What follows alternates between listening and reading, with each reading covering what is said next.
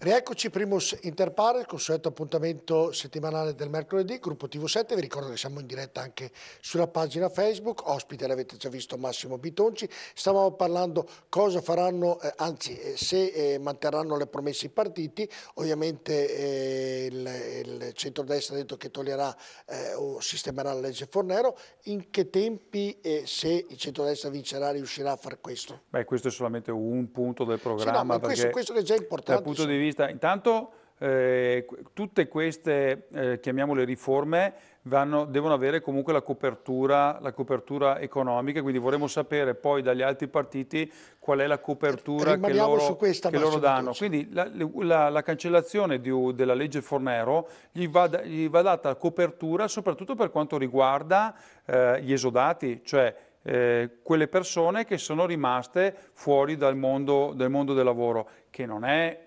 quell'importo che si diceva prima di 300 In 40 anni, però miliardi, nei ecco, 40 anni sì, va bene, però mi sembra un po', ecco, ma è quello, stato fatto un vabbè, conto un conto, abbastanza... un conto, direi su 40 anni, mi sembra molto, molto pesante, ecco.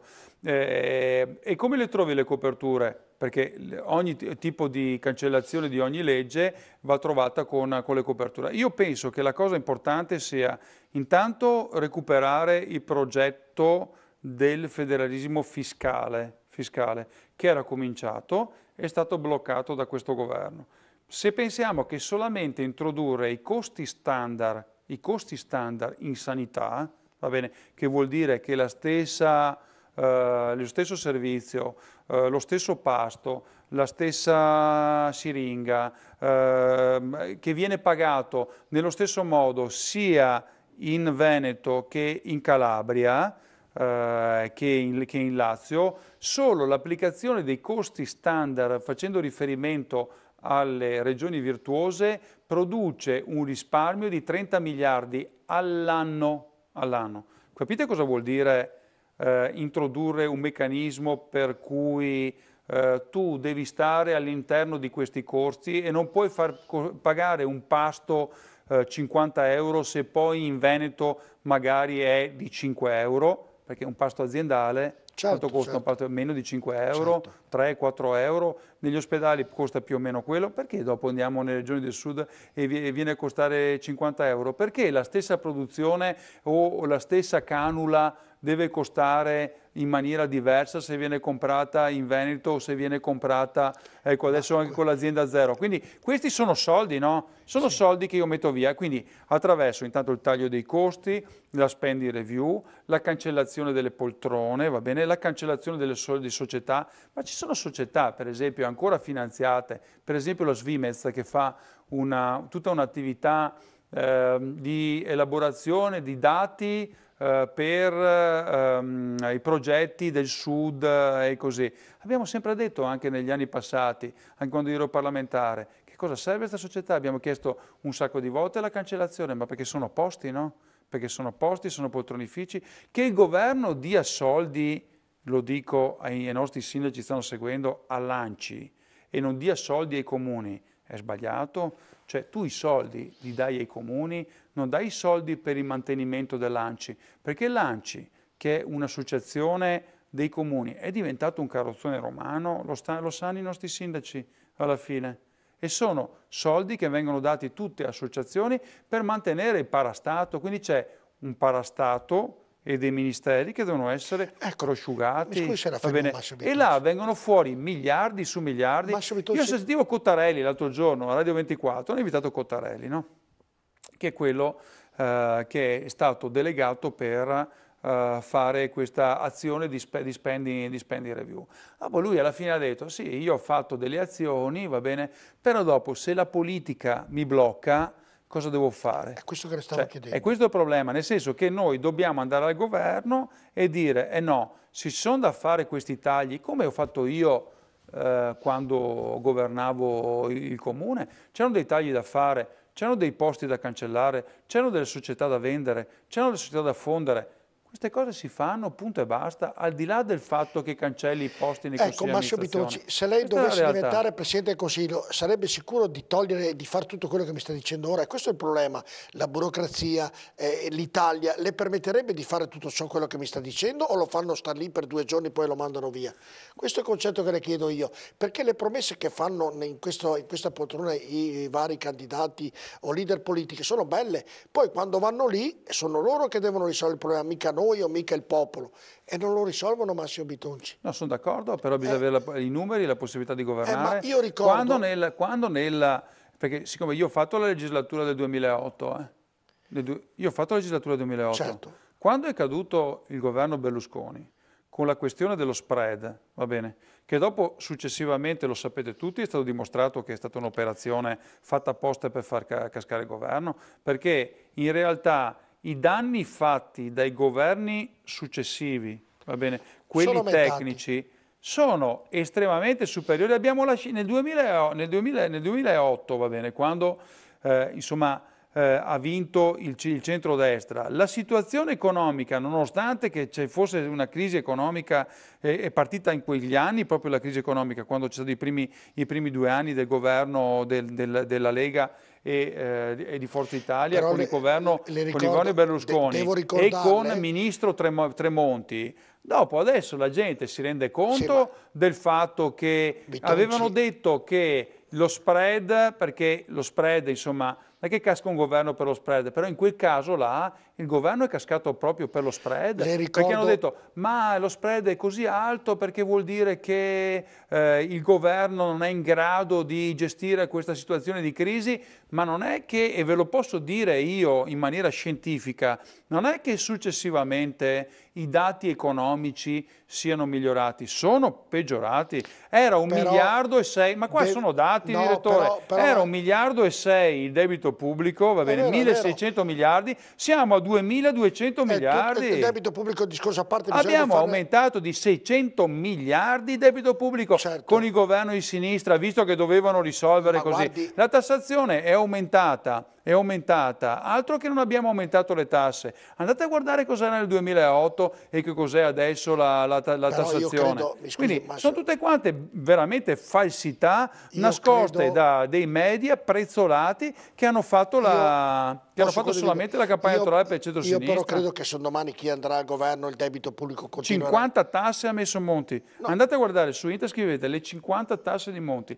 C'è un fascicoletto con tutte le cose, le 50 tasse di Monti. Ma Monti l'ha messo Berlusconi, mi sembra, ha detto. Mi sembra in quel periodo lì l'ha proposto Berlusconi. Cioè che Monti fosse con Berlusconi? No, forse, però l'aveva proposto, ha detto lui che poteva salvare l'Italia. Monti era stato funzionale sempre al centro-sinistra. No, però io poi vorrò vedere il debito pubblico negli anni a venire, chi sarà il governo vedrà che aumenterà sempre, però se il debito nell'Italia è un problema che non preoccupa più di tanto. Ma siccome lo mettono come uno dei... Io non credo che il debito pubblico sia un indicatore fondamentale, lo continuo a ripetere, cioè se guardiamo il debito pubblico degli Stati Uniti d'America o del Giappone con percentuali di sviluppo che sono 4-5 volte rispetto a quelle italiane, con debiti pubblici che sono molto più alti rispetto al numero di abitanti o il prodotto interno lordo rispetto al nostro, io ho sempre detto, ma gli anni che dico guardate che forse è giunto il momento di fare una politica keynesiana e magari ricominciare a fare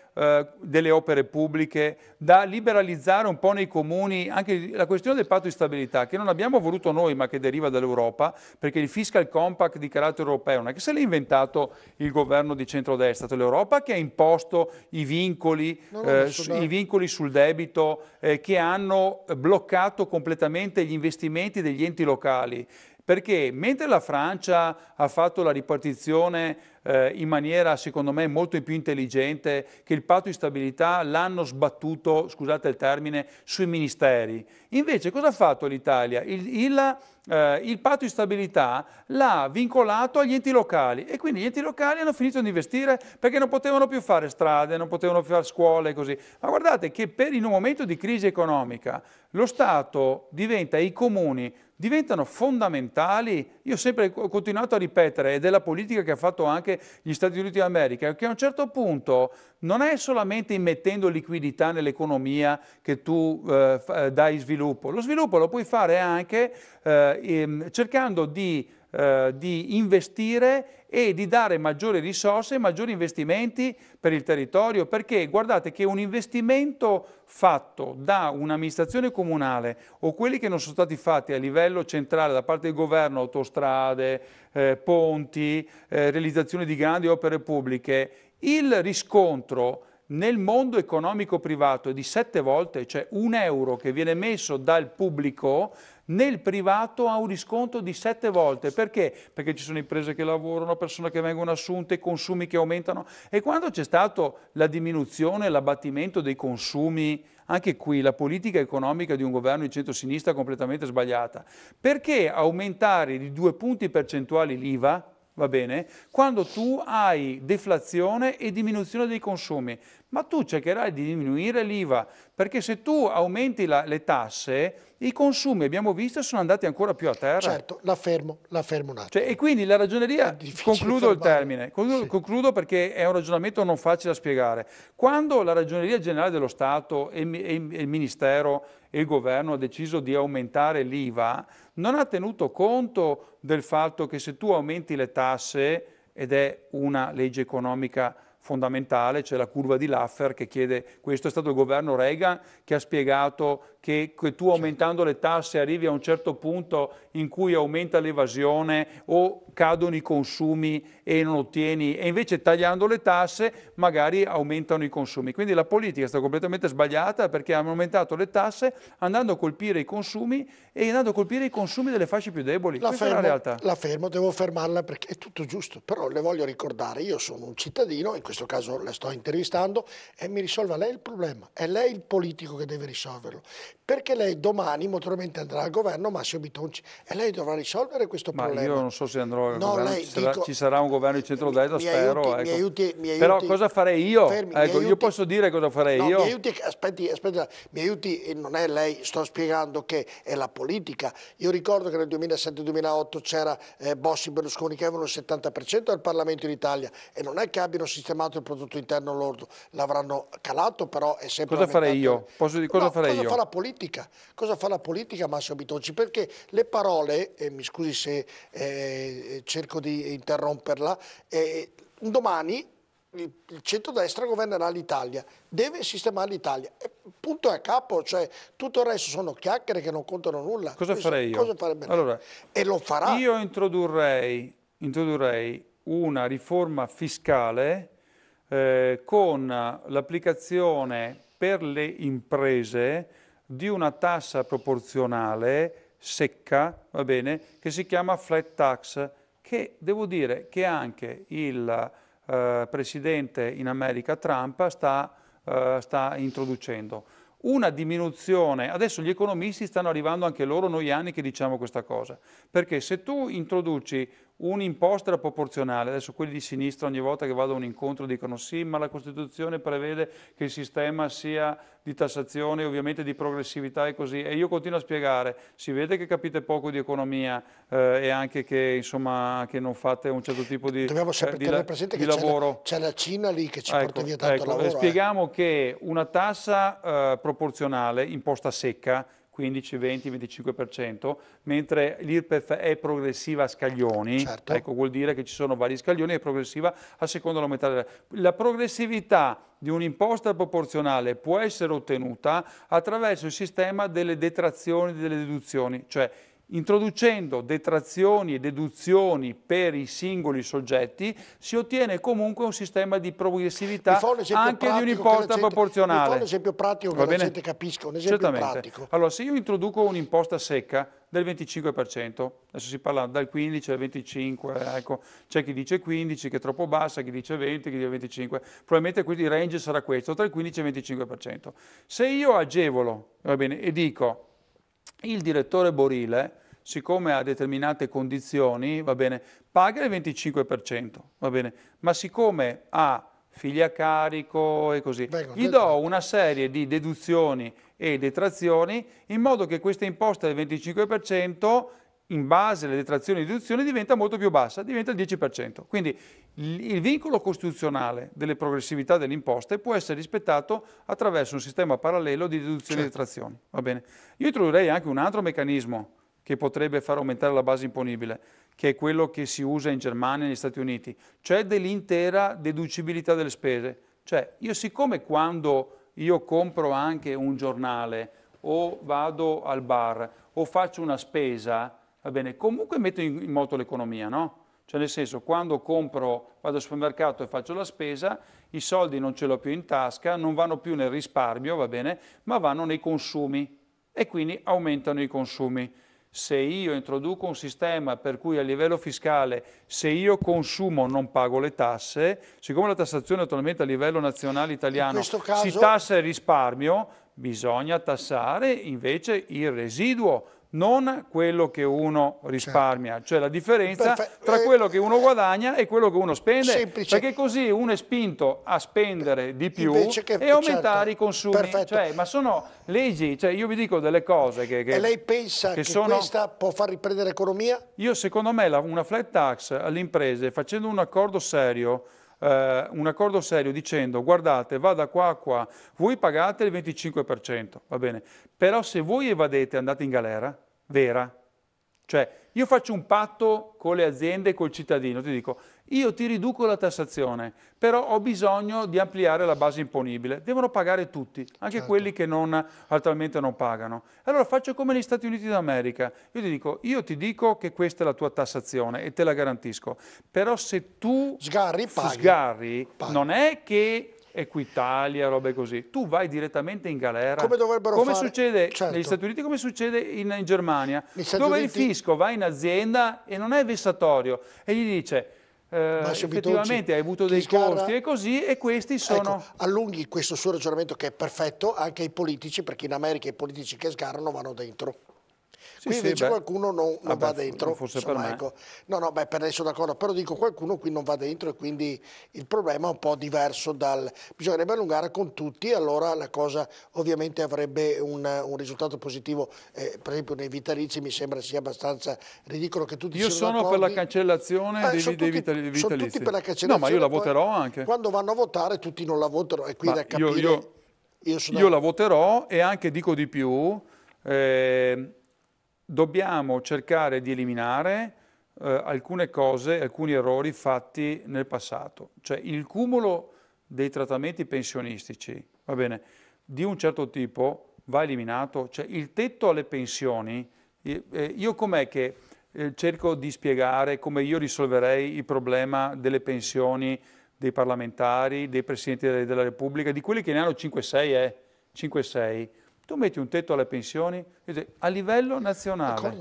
Tu più di 3.000 euro, dico 3.000, potrebbe essere 4, 5, quello che è, tanto c'è gente che prende 20. Ecco. Anche 30, ecco. Certo. Allora, tu comunque, qualsiasi pensione che hai, più di 3.000 euro non ti do. Guardi, in questo sono 5.000, hai lavorato 40, 50 anni, hai versato i contributi. Ovviamente faremo arrabbiare quelli che hanno 7-8 pensioni, però quanta gente non ne ha neanche una? Questo ragionamento visto dal Movimento 5 Stelle, visto dal PD, non ricordo... Sì, però la differenza è che a firma Massimo Bitonci, nella scorsa legislatura, va bene, quando ero ancora parlamentare, una proposta di legge per il tetto pensionistico. È come il tetto anche, sempre proposta di legge che avevo fatto io, il tetto allo stipendio dei manager delle società pubbliche. Ma perché uno all'ENI deve prendere 2 milioni e mezzo? D'accordo. Ma è una società pubblica, prendi 250.000 come i dirigenti della cosa, o 100, perché devi prendere? Ma perché nel pubblico io prenderei quei soldi là?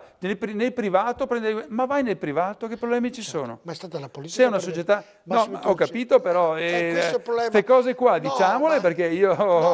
Io condivido perfettamente quello che stai dicendo. Questo quello che faremo sarà questo. È la politica che permette questo, Massimo Bitonci. Tutti promettono, e questo è il punto di contro, e poi sembra che è abbastanza banale, e tutti non mantengono. Questo è il vero dilemma. Dopo c'è gente che va via con l'auto blu. Ed è uno dei motivi... No, allora uno bisogna che guardi anche chi ha davanti, no? Va bene. Non lei, dico in C'è gente che dice che io, anche quando ero capogruppo al Senato, io non ho mai speso un euro verificabile nei conti, in rimborsi spese, 1 euro in una cena, un pranzo. Da sindaco di Padova non ho speso 1 euro in un pranzo, in niente che mi sono fatto rimborsare. Cioè uno deve guardare anche proprio il comportamento e la storia di ognuno. Che se fosse per Massimo Bitonci, altro che auto blu. Quando dico delle auto blu, no, dico io guido la mia macchina, ero capogruppo del Senato, guidavo la mia macchina, andavo in giro con la mia macchina, da sindaco di Padova usavo la mia macchina, non facevo mica mai accompagnare da nessuno. Certo. No, neanche... ma questo le fa onore, ma il concetto è perché gli altri... Qual è il problema? E Padova non è una città di 5.000 abitanti, è una città di più di 200.000 abitanti. Quindi possono andare tranquillamente via con le loro auto senza problemi, anche gli altri. Non è lei che sicuramente si comporta in maniera corretta. No, ma il problema è gli altri che non si comportano. Tu guardi anche la persona che è davanti, non puoi sempre dire... In Italia abbiamo 1000 parlamentari tra la Camera e il Senato. Sono loro tutti e 1000 che devono comportarsi bene. Se noi prendiamo i soggetti tipo Orazio, tipo qualcun altro che me ne sfugge, capisce anche lei. Spero che la gente non voti più chi candida Razzi. Ho visto dei servizi per quanto riguarda le Iene, come si prendevano i voti all'estero, ho rabbrividito, sono gelato, voglio dire, lasciamo stare. Sono d'accordo. Allora io dico, quelli devono pagare. Questa volta però i cognomi li trovate sulle schede? Certo, spero. Mentre in passato no. Me lo auguro. Questa volta, per quanto possa essere definito un po' particolare questo sistema elettorale, questa volta però sulla scheda, diciamo ai cittadini, trovate il nome e cognome del candidato, quindi stavolta se lo volete votare mettete una se non volete votarlo, ecco perché lei lo sa che certi parlamentari certi parlamentari sono stati eletti per i voti all'estero, no? Certo. E questi voti all'estero sono dei plichi. Noi non ne abbiamo fatto neanche uno come lei no, però gli altri sparivano. Chissà perché dai servizi che poi sono stati confermati sparivano e venivano eletti certi personaggi che te li raccomando, insomma, e poi tutto a tacere, cioè prendevano dei vabbè, lasciamo stare, ma è la politica che deve cambiare questo, Massimo Bitonci, non il cittadino. Vedendo queste cose non va a votare. Sono completamente d'accordo. Non va a votare. Vabbè, questo... Però anche è vero che questa volta c'è la possibilità di votare anche le persone, perché è vero che non c'è la preferenza, però c'è il nome e cognome stampato sulla scheda, quindi se ti sta sulle scatole questa persona qua o pensi che non si sia comportata bene, ti guardi dall'altra parte della scheda e ci sarà un altro nome che ti piace di più. I voti all'estero sono quelli che incidono parecchio, incidono parecchio per la scelta dei parlamentari, e quindi lì bisognerà vedere che, o quantomeno mi auguro che ci sia un controllo molto più serio di quello che è stato fatto nelle precedenti votazioni. Detto questo, torniamo invece a casa nostra, andiamo a vedere chi sono i vari candidati qui a Padova per quanto riguarda la Camera e il Senato. Ipotesi, sì, è un'ipotesi. Fino al 29. Ci giochiamo un po', Massimo Bitonci, ci giochiamo un po'. Sono fissate per il prossimo 4 marzo le elezioni politiche con le quali i padovani saranno chiamati ad eleggere il nuovo governo, e così è tempo di capire chi tra i politici della città del Santo potrà ambire a Roma. Nel collegio uninominale numero 2, quello che comprende proprio il comune di Padova, vi è ovviamente un solo posto in palio e si profila la sfida tra Massimo Bitonci, che correrà per la Lega Nord, e l'europarlamentare Flavio Zanonato tra le file di Liberi Uguali, la nuova forza politica creata da Pietro Grasso. Devono ancora sciogliere le riserve invece il PD e il Movimento 5 Stelle, obiettivo quindi prendere almeno un voto in più rispetto ai rivali. Nei collegi plurinominali invece sono 6 i posti in palio, che verranno assegnati in maniera proporzionale ai voti delle rispettive forze politiche. Nella Lega pronti a candidarsi Andrea Ostellari, attuale segretario provinciale, e i sindaci di San Giorgio in Bosco e Pozzonovo, Bobo Miatello e Arianna Lazzarini. Per quanto riguarda Forza Italia, i favoriti sembrano Piero Longo e Maurizio Conte.